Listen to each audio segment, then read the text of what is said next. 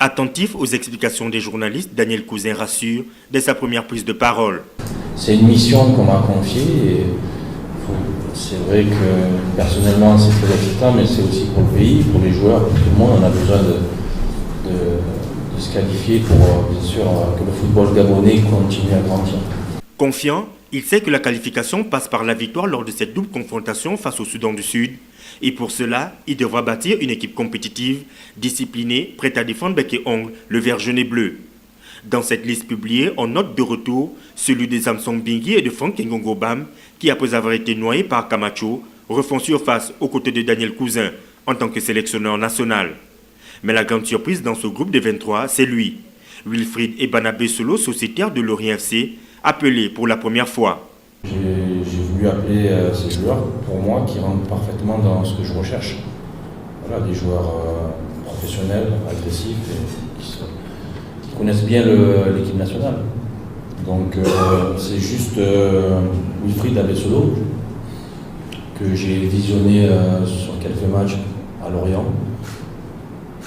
Et on m'a dit tellement de bien de lui que j'ai eu envie de le voir. Donc voilà les raisons de... Pour sa première en tant que sélectionneur, Daniel Cousin frappe fort et décide de faire appel à Biti Kimoto et Didier Vono. Donald Zé, quant à lui, est en attente. Gaylor Kangakaku, lui aussi dans la liste d'attente, en lieu et place de Lévi Clément Madinda. Difficile de comprendre ses choix, mais ses décisions, il les assume. Dans un tout autre registre, le cas Pierre-Emerick Aubameyang alimente les débats. Sera-t-il présent lors de cette double confrontation ou pas?